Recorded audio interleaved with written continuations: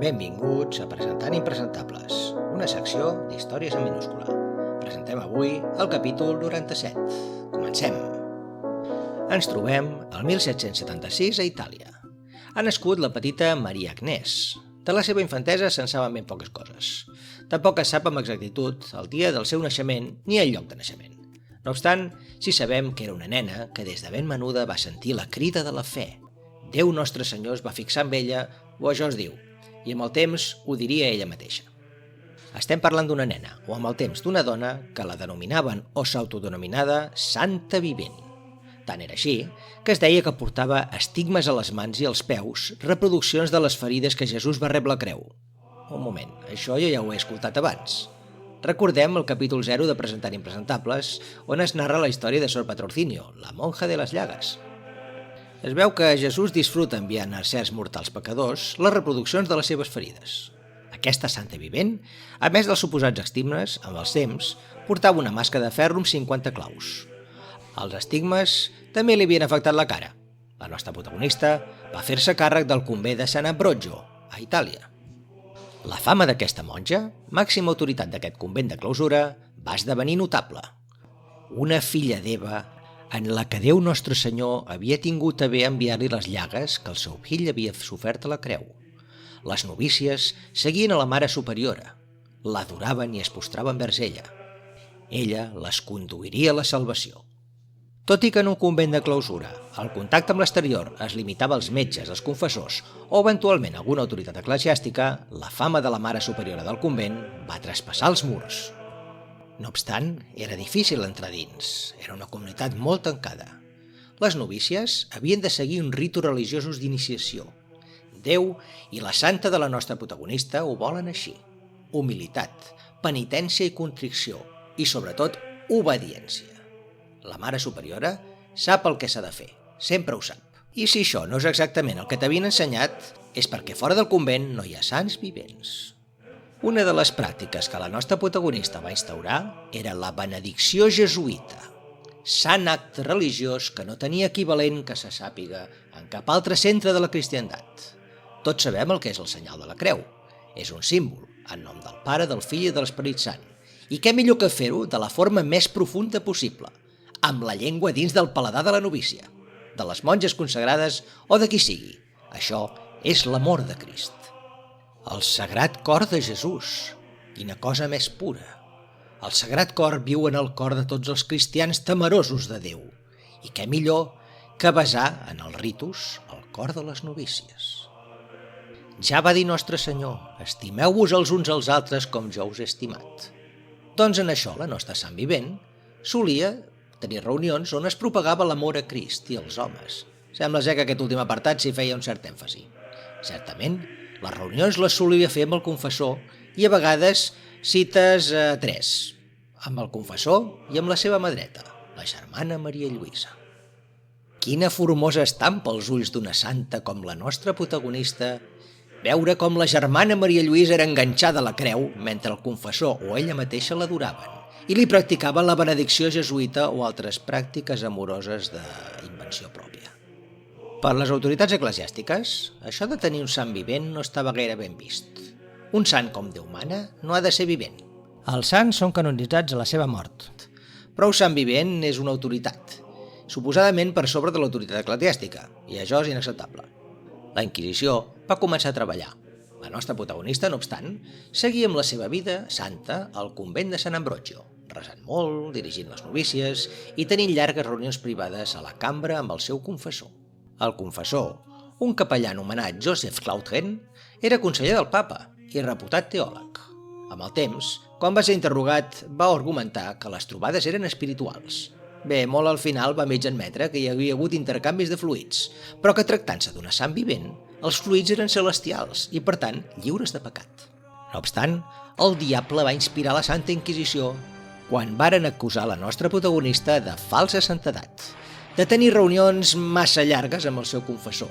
Reunions on, a més de confessar-se els pecats, es tenia l'ocasió de pagar contra el sisè manament. Tant era així que es va acusar també, segons les paraules de testimonis, que la nostra protagonista havia avortat 2 vegades. L'any 1850, la nostra protagonista va ser desposseïda del seu càrrec de mare superiora i desterrada del convent de Sant Ambrogio. No obstant, una santa com ella no podia deixar de manejar el seu convent. Va continuar dirigint-lo per correspondència a distància. Per dirigir a partir de llavors el convent en absència de la nostra protagonista, es va valdre d'una carismàtica monja que s'anomenava Sor Maria Lluïsa. Aquesta noia, de 25 anys, era bella i carismàtica. Seria una bona prolongació de la nostra Maria Agnès Firrau. A partir de llavors, Sor Maria Lluïsa va entrar en el paper i va assumir la responsabilitat i va esdevenir la nova protagonista de la història. La nova mare superiora també tenia visions. Déu li enviava regals com anells i altres relíquies. En absència de Maria Agnès Firrau, que ja fuig de la nostra història, es va adoptar Sor Maria Lluïsa com a nova santa del convent. Tota la comunitat podia estar tranquil·la. Segons deia la germana Maria Lluïsa, la Mare de Déu li escrivia cartes aconsellant-la. Com en el cas de Maria Agnès Firrau, la germana Maria Lluïsa passava llargues hores a la cel·la amb el confessor explicant-se pecats, o cometent-los i explicant-los. En el convent de Sant Ambrogio acaba d'entrar una novícia, Katharina von Hohenzollern-Sigmaringen, una antiga princesa que a la mort del seu marit va decidir dedicar la resta de la seva vida a la religió catòlica. Va entrar en el convent, ara regentat per la germana Maria Lluïsa. L'entrevista va anar molt bé. La germana Maria Lluïsa era molt dolça i molt amable i radiava santedat. La va fer passar al que seria la seva cambra i tot anava bé, fins que em va demanar que m'ajagués al llit i acte seguit em va dir que no tingués por, que totes les novícies havien de passar pel sant procés d'entrar en comunió amb la Mare Superiora. Com explicaria en una confessió a la princesa, em va aixecar l'hàbit i va començar a remoure-s i emetre sons inintel·ligibles.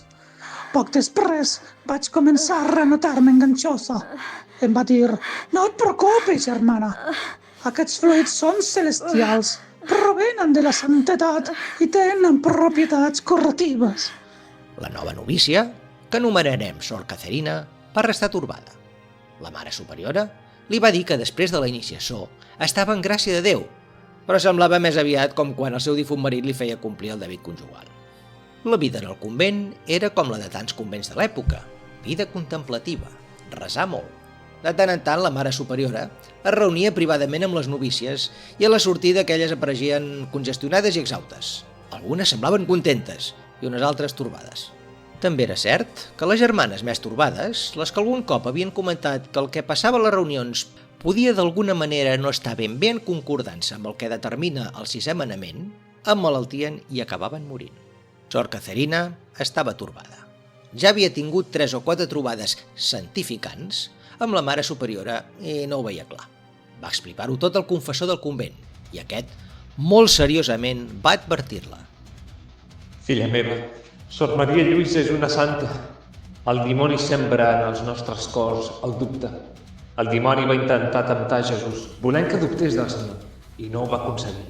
A tu, pobra pecadora, el diable fa que dubtis de la santedat de Sor Maria Lluïsa, la qual està directament en comunicació epistolar amb la Verge i amb el Senyor. Expulsa els dubtes del teu cor. Déu nostre Senyor és just, però també implacable amb els descreguts, i no creure en la Mare Superiora és dubtar en la fe del nostre Senyor. Dies després, Sor Maria Lluïsa va parlar a les novícies. El meu cor és ple d'afecció. Déu nostre Senyor em comenta que el diable s'ha instal·lat en els cors d'algunes novícies, sembrant el dubte.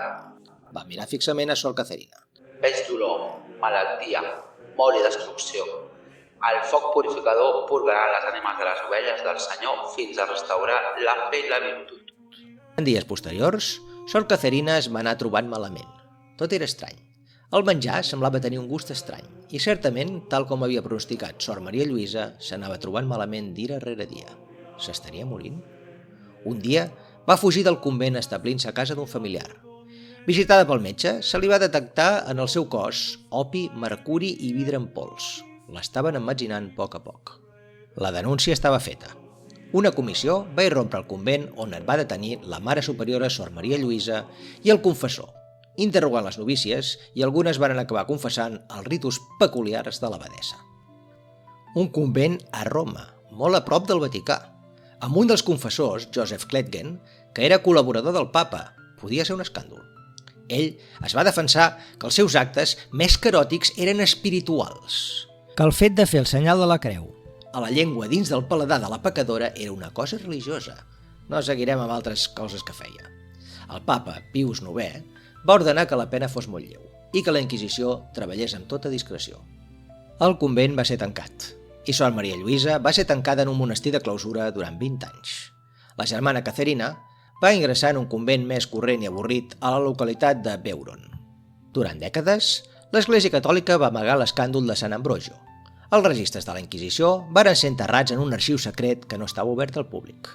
Tot això va canviar, però, quan els estudiosos varen tenir accés als materials i un en particular va descobrir l'escàndol del comportament de Maria Lluïsa.